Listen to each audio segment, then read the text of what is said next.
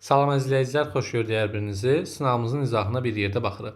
Saat 9-da kənddən şəhərə avtobus, 11-də isə şəhərdən kəndə sürəti avtobusun sürətindən 12 km/saat çox olan avtomobil yola düşdü və onlar 15:00-da görüşdülər. Kənd və şəhər arasındakı məsafə 318 km olarsa avtobusun sürətini tapın. Deməli, kənd var, bir də şəhər var, düzdürmü? Qeyd eləyək. Kənd və şəhər. Bunlar arasındakı məsafə nə qədərdir? 318 km.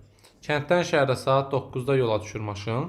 11-də isə şəhərdən kəndə avtobusun sürətindən 12 km çox olan avtomobil yola düşür.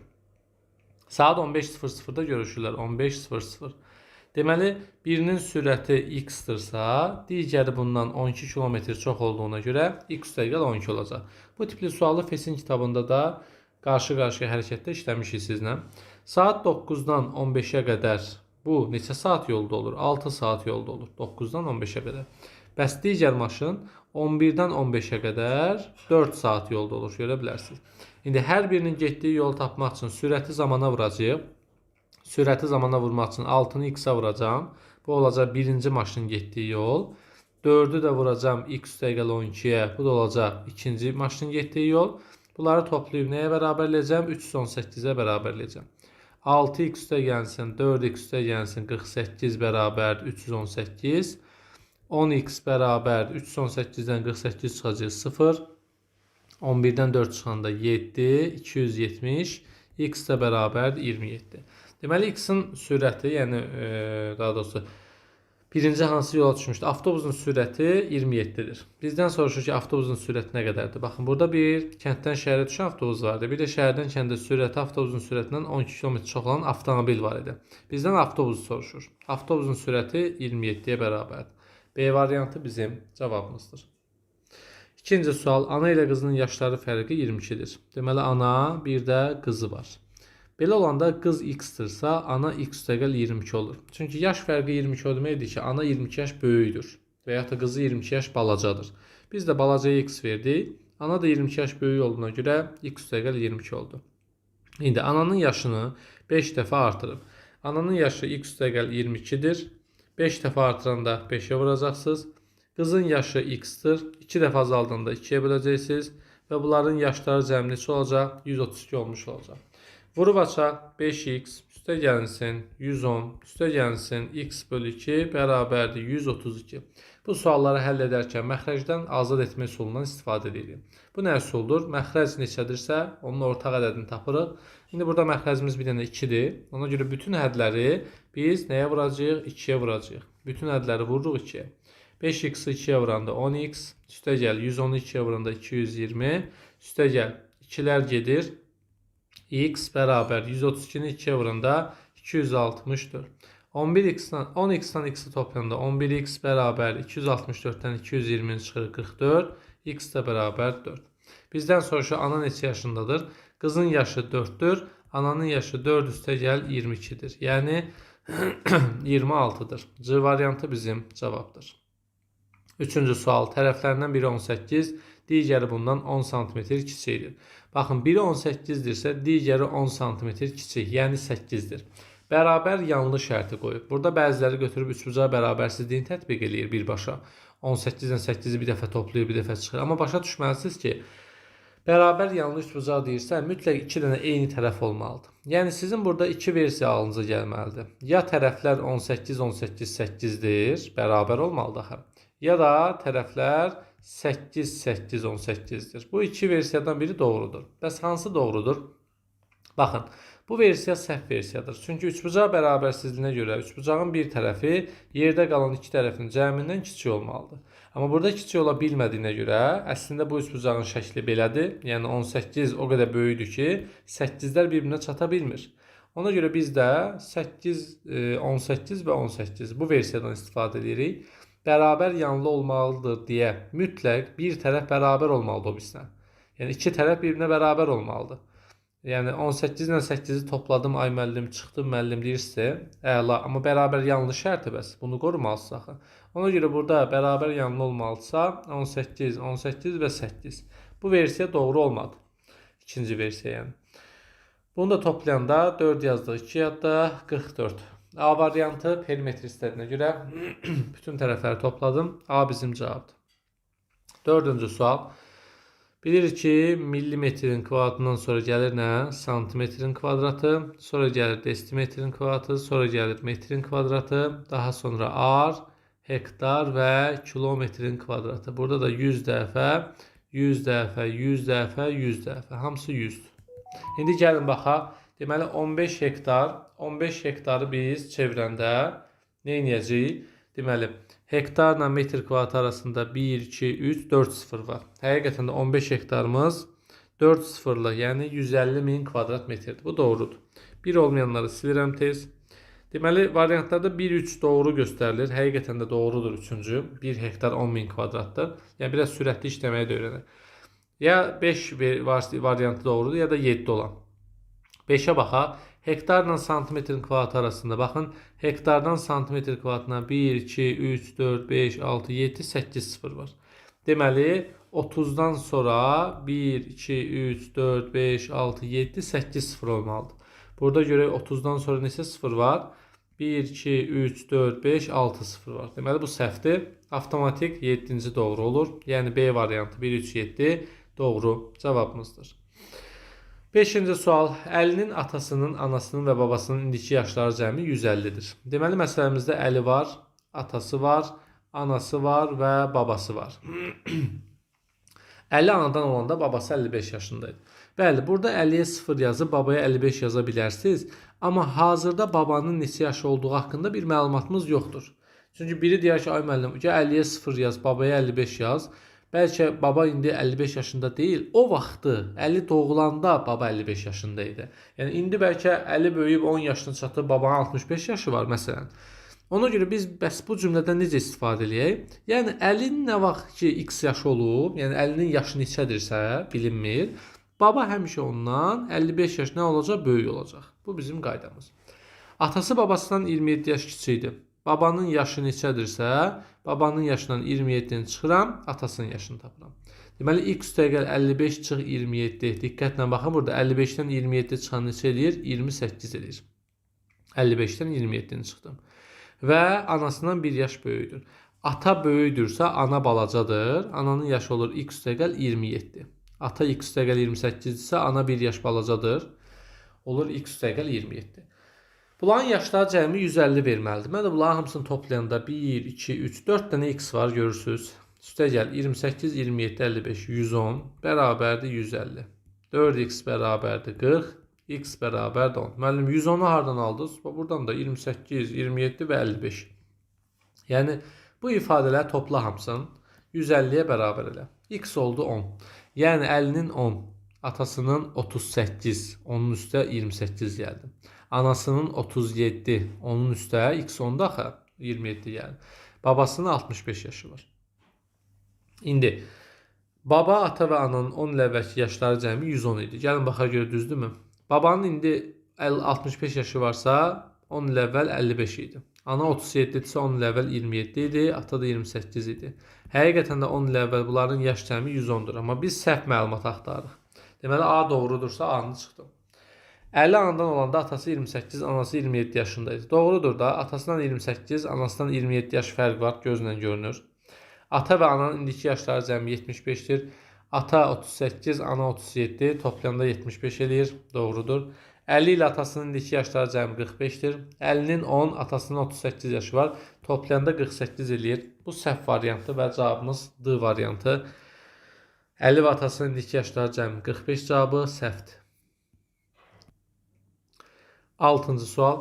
Ədədinin milyonluqlar sinifindəki. Bilirsiniz ki, bu sinif təkliklər sinifidir. Bu sinifi minliklər, bu da milyonluqlar. Milyonluqlar sinifi 648'dir. Milyonluqlar sinifindəki minliklərin sayı.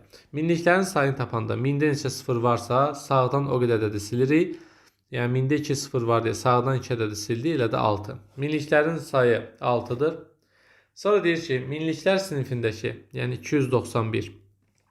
Onluqların sayı. 10 deyəndə onda 1 sıfır var deyə sağdan bir dənə ədəd silirik, 29 eləyir. Bunların cəmi elədi 35. 35'in də rəqəmləri cəmi 8. B variantı bizim cavabımızdır.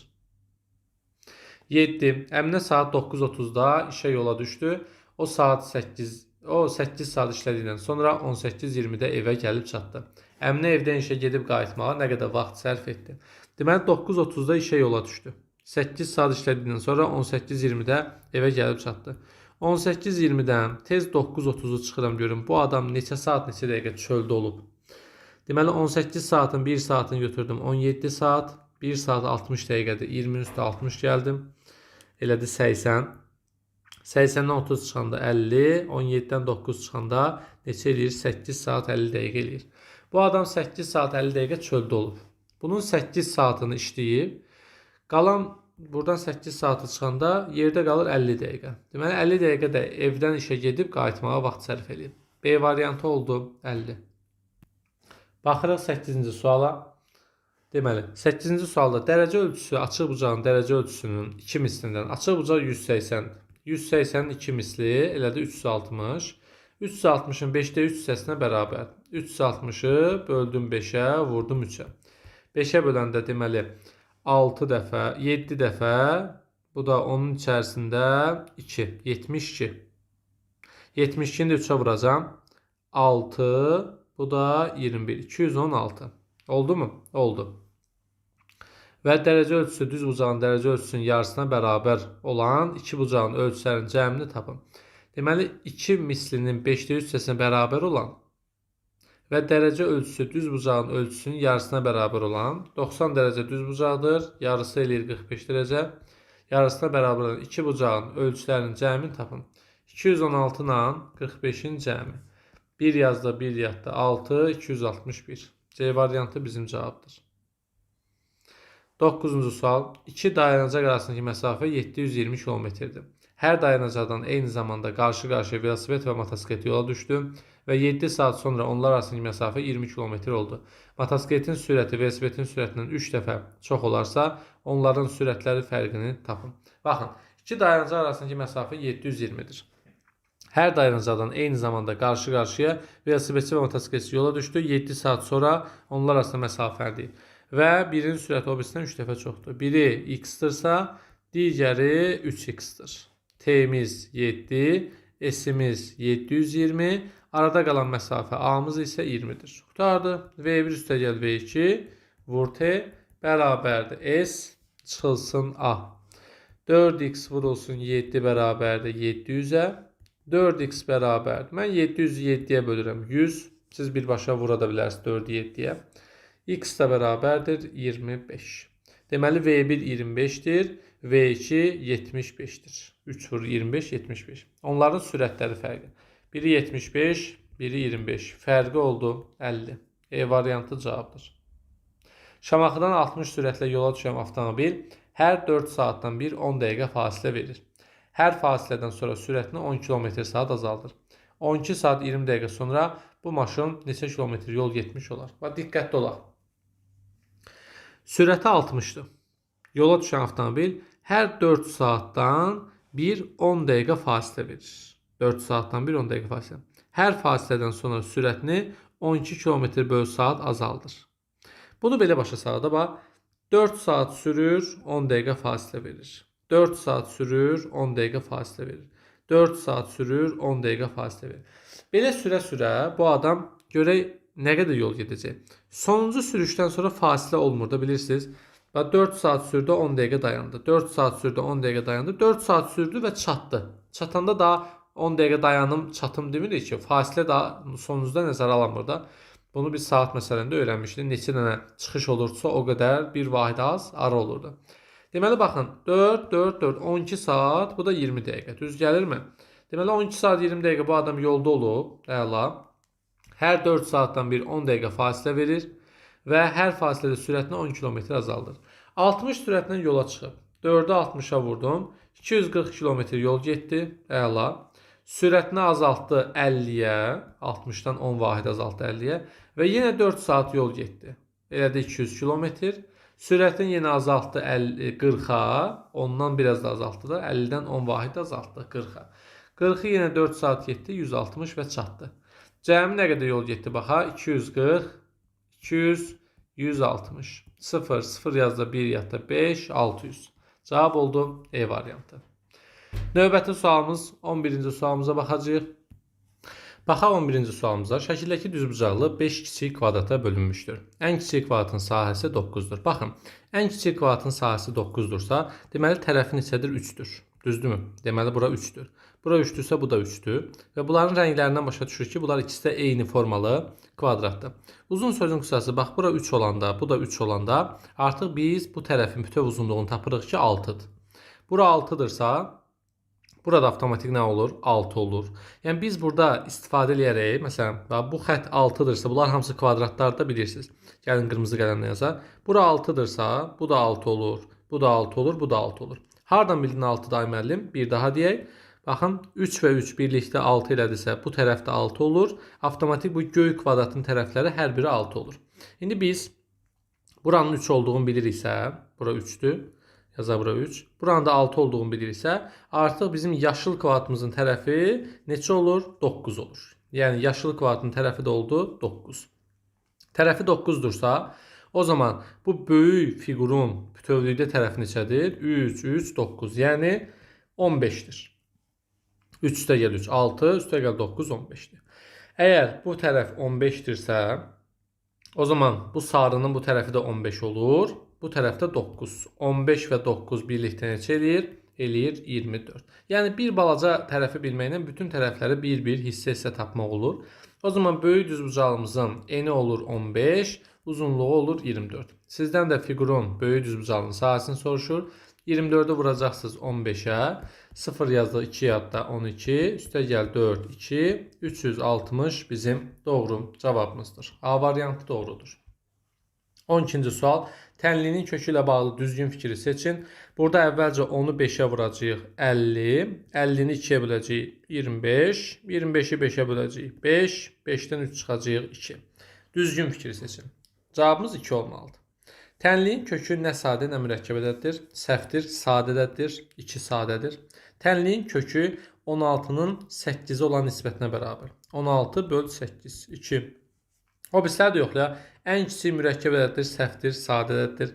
Tənliyin kökünün kvadratı ilə kubunun hasili 36 eləyir. Kvadratı 4, kubu 8, hasili 32 eləyir, səhvdir. Tənliyin kökü natural ədəd deyil, səhvdir, natural ədəddir. Cavab oldu B. Nisbət onsuz da bölmə deməkdir. Bunu çoxunuz bilirsiniz. 13. Günay anadan olanda atası 28 yaşındaydı.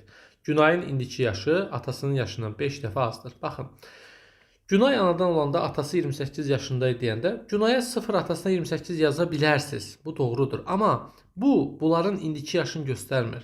Bunların Günay doğulandakı yaşını göstərir. Yəni indiki yaşı bilmək istəyirsənsə, indi Günay x-dir, atası 5x-dir. Çünki deyir axı, Günayın indiki yaşı atasından 5 dəfə azdır. Yəni Günay neçə yaşındadırsa, atası ondan 5 dəfə az yaşdadır. Deməli Günay x-dırsa, atası 5x-dir. Daha doğrusu atası ondan 5 dəfə böyükdür də. Günay balacadırsa, atası böyükdür.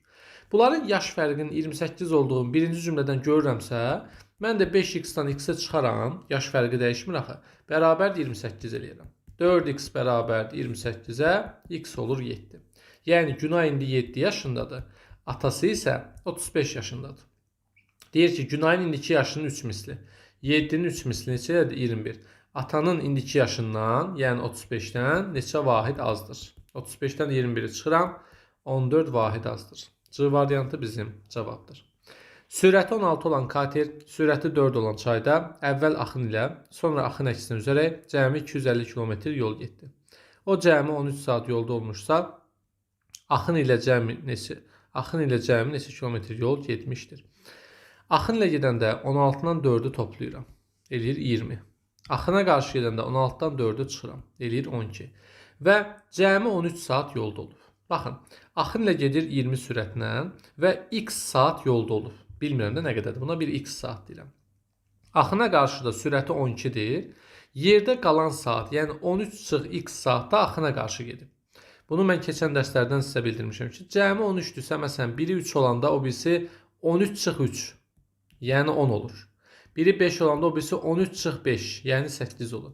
İndi biri x olanda o birisi 13-x, yəni bu formada olacaq. Bu da cəmi 13-dürsə, biri x-dırsa zamanın biri. O birisi də 13-x-dir. Bu da gedilən yol, bu da gedilən yol. Cəmi gedilən yolumuz nəyə bərabərdir? 250-yə. Hesablayaq. 20x üstə gəlsin. 12-ni 13-ə vuracaq. Bunları kalkulyatorla da sürətli formada hesablaya bilərik. Gəlin hesablayaq. 12 vurulsun 13. 156 çıx 12x bərabərdir 250. 20-dən 12-ni çıxacam. 8x bərabərdir. 250-dən çıxacam 156-nı 94. X də bərabər 94-ü böləcəm 8-ə 11 tam %75. İndi bizdən soruşur ki, axın ilə cəmi nə qədər yol gedib? Axın ilə getdiyi yol budur. Yəni 20 vurulsun x-dir. X-in qiyməti də 11 tam %75-dirsə, 20-ni vuracam 11 tam %75-ə, eləyəcək 235. D variantı bizim cavabımızdır. 15. Saat 7-də A məntəqəsindən B məntəqəsinə sürəti 40 olan yük maşını yola düşdü. Saat 8-də onun arxasınca. Deməli 7-dən 8-ə qədər 1 saat ərzində bu maşın 40 km yolu gedir 1 saata. 7-dən başlayır, saat olur 8 və bizim maşın bu məntəqədədir. Bunun ardınca sürəti 60 olan, bu 40-la gedir. Sürəti 60 olan digər maşın yola düşür. Maşınlar A-dan hansı məsafədə görüşərlər? Eyni istiqamətli hərəkətdə sürətlər bir-birindən çıxılmalıdır. 60-dan 40-a çıxdım 20. Və aradakı yola bölünməlidir. Aradakı yol 40-dır. 40-ı 20-yə böldüm. Elədi 2 saat. Deməli aşağıdakı maşın, yəni arxadakı maşın 2 saatdan sonra gəlib öndəki maşına hardasa çatacaq. Düzdür? 60 sürətlə 2 saata nə qədər yol gedib çatacaq? 120 km yol gedib çatacaq. Fesin kitabında açıb eyni istiqamətli hərəkətdə bu sualın eynisindən görə bilərsiniz. Fiqurun sahəsini tapın. Ən sadə sahə tapma qaydalarıdır ki, 4-ü 7-yə vuracam. Əvvəlcə fiquru bütöv 1 düz bucaqlıya tamamladım. 4 vur 7 28. İndi gəlib bizim evin ərazisindən pay götürüb qonşu. Evin ərazisindən pay götürübsə, mən də 1-i 2-yə vuracam. Görüm nə qədər pay götürüb. Yəni çökəkliyi varsa, bu sahəni çıxmalıyam. 1-i 2-yə vurdum, elədi 2. Deməli 28-dən çıxacam 2-ni, elədi 26. Cavab oldu C. Əgər qabarıqlıq olsaydı, toplayardım həmin sahəni. 17. Kvadratın daxilinə çəkilmiş bir çevrəmiz var. Əgər kvadratın perimetri 64 desimetr olarsa, perimetr 64 desimetrdirsə, 64-ü 4-ə bölərəm, tərəf olar 16 desimetr və 16 desimetr. Məndən cavabı santimetrlə istədiyinə görə mən 16 desimetri tez santimetrə çevirirəm 160 santimetr və bizdən radius soruşursa, radius hər zaman tərəfin yarısıdır. 160-ın yarısı yumurtanın sarısı. Cavab oldu E variantı 80 santimetr. 18. 1 kvadrat metr divarı rəngləmək üçün 3 litr boya lazımdır. Eni 4, uzunluğu 12 olan düzbucaqlı formalı divarı rəngləmək üçün neçə 4 litrlik qutu lazımdır? Baxın, eni 4 metrdirsə, uzunluğu 12 metrdirsə, bunun sahəsi 48 metrin kvadratıdır. Düzdür? Biz də bilirik ki, 1 kvadrat metrə 3 litr boya lazımdır. Hər 1 kvadrat metrə. Bəs 48 kvadrat metrə nə qədər lazımdır? Tənasüb qura bilərsə, 1-ə 3-dürsə, 48-ə x-dir. Yəni 48-i 3-ə bölürəm görüm, neçə litr boya lazımdır bizə? Neçə dənə 3 litrlik boya lazımdır? Və yaxud da burada belə bir məna çıxara bilərik ki, hər 3 litr 1 kvadrat metri boyayır. Düzdür? Mən də indi deyirəm ki, bizə deyir ki, divarı rəngləmək neçə 4 litrlik qutulardan satılan boyalara neçə dənəsi ehtiyac var? Baxın, 3 litr boya hara lazımdır? 48 kvadrata, düzdür? Mən də 48-i 3-ə bölürəm, eləyir 10, neçə? Deməli 16. 16 dənə 3 litrlik lazımdır bizə. Bəs neçə dənə 4 litrlik lazımdır? Bizdən bunun sayını soruşur. Yəni biz kvadrat metrlə bildik ki 16 litr boya lazımdır. Amma bizdən qutuların sayını soruşur ki, bəs neçə qutu lazımdır bizə? Yox, biz burada tənasübümüzü quranda vurmalıydıq. Mən böldüm oradan, ona görə gözümüzdən qaçdı. Burada bölməli deyilik, vurmalıyıq. 48-i 3-ə 1 litri, 1 kvadrat metri 3 litrdirsə, 48 kvadrat metri x-dir. Çarpaz vuranda mən orada bölmə yazmışam, ona görə alınmır. 48-i 3-ə vurmalıyıq. Çünki 1 kvadrat metrdə əgər 3 litrdirsə, bəs 48 kvadrat metrdə x-dir. Vuranda eləyir 4, 2 yadda 144. 144 litr bizə boya lazımdır. 144 litri də 4 litrlik qablara yığsaq, 4-ə böləcəm buna görə, 4 litrlik qablara yığanda eləyəcək 3 dəfə, bu da 8, 38. Hesablan 36 üzr istəyirəm. C variantı 36 bizim cavabımızdır. 19. Aralarındakı məsafə çay boyunca 266 km olan iki limandan eyni zamanda qarşı-qarşıya öz sürətləri bərabər olan iki kater yola düşdü. Çayın axma sürəti 5-dir, axın əksinə gedən kater. Yazıram, axına qarşı gedən kater T bərabər 7 saata, S bərabər 98 gedib, çayın sürəti də 5-dir. Tez kateri tapıram. K çıx çay vurulsun T bərabərdir 98. K çıx 5 bərabər 98-i 7-yə böldüm, 14. K bərabər 19. Deməli bizim katerin sürəti 19-dur. Bunlar indi qarşı-qarşıya gəlirsə, biri axın ilə gələcək və axın ilə. Biri də axına qarşı gələcək. Axın ilə gələn 19 üstəgəl 5, yəni 24 ilə gəlir. Çünki axın ilə gələndə sürət toplanılır və bunun sürəti 24-dür. Axına qarşı gələn 19 çıx 5, 19 çıx 5, yəni 14 ilə gəlir. Çünki axına qarşı gələndə sürətlər çıxılır. Bunlar arasında məsafə S-imiz verilibmi? Verilib 266-dır və bunlar gəlib görüşüblər. Görüşəndə sürətlər toplanılır və nə olur?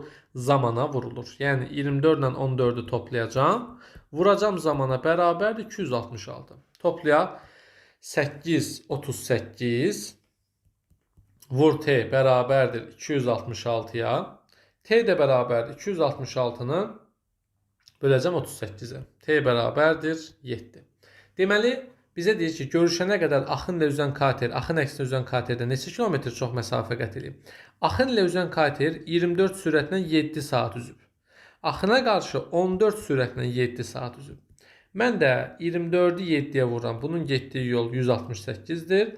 14-ü 7-yə vuram. Bunun getdiyi yol 98-dir. Və bunları nə edirəm bir-birindən çıxacam. Gəlin baxaq. 168 çıxılsın 98. 168 çıx 98. Neçədir? 70-ə bərabər olmuş oldu. D variantı 70 bizim cavabımızdır. 20-ci sual. Perimetri 70 olan düzbucaqlıdan sahəsi 81 olan kvadrat kəsib götürdülər. Bir dənə düzbucaqlımız var. Perimetri 70-dir və bundan sahəsi 81 olan S bərabərdir 81 olan bir kvadrat kəsib götürdülər. Sahəsi 81-dirsə, deməli tərəfi neçədir bunun? 9-dur. Bura 9-dursa bu tərəfdə, yəni bura 9 olanda bu da 9 olmuş olur. Yerdə qalan düzbucağlının sahəsini soruşur. Baxın, əvvəlcə verilən düzbucağlının perimetri 70 idi. Baxın, N-in 9 olduğunu buradan başa düşdüm. 81 veribsə, bu tərəf 9 olur və bu demək ki, düzbucağlının N-in 9-dur. 9 üstəgəl x, baxın, əvvəlcə buna bir x verək. Vurulsun 2, perimetr 70 verir əvvəlki düzbucağa. Mən belə olanda uzunluğu tapmış olacağım. Buradan da 9 üstəgəl x bərabər 72-yə böldüm 35. X də bərabər 35-dən 9-u çıxdım. Neçələdir? 20, deməli 6 eləmiş oldum. Deməli bizim əvvəldən düzbucağımızın uzunluğu 26 idi. Bu 26-dan 9-un kəsib götürəndə, diqqətlə baxın, 26-dan 9-un kəsib götürəndə yerdə nə qalır? Belə bir hissə qalır. Eni 9, uzunluğu isə 26 çıx 9. Yəni 15 olan, 15 edir burası, yoxsa 17, 17 olan bir fiqur qalır. Eni 9, uzunluğu 17. Bizdən də bu fiqurun sahəsini soruşur. 17-ni 9-a vuracam. 153. 9 vur 17 bərabərdir. 3 yazdıq. 153. D variantı bizim doğru cavabımızdır. Bəli, sınağı bəzi müdavilərimiz işləmirlər deyə ona görə bu sınaqda açar söz qoyacağam. Elə bir söz yazaq ki, müzakirə qrupuna yazacaqsınız. Digər müdavimlər, yəni işləməyən müdavim o sözü görən kimi yazsın ki, ay nə sınaq, nə filan. Mən də onu tutum ki, o dərslərin oxumur və sınaqların vaxtında işləmir. Qrupa yazacaqsınız ki, sınaq əla idi. Bunu yazacaqsınız və hamının belə yazmağı digər müdavimləri şoka salacaq. Hansı müdavimlər ki, sınağı işləməyiblər, onlarda maraq hissi oyanacaq və onlar soruşacaqlar ki, ay müəllim, nə sınaq, hansı sınaq? Onda mən də onların şəxsinə yazıb bir kəlmə ürək sözümü deyəcəm ki, niyə sınaqları vaxtı-vaxtında işləmirlər. Müzakirə qrupuna yazın ki, sınaq əla idi.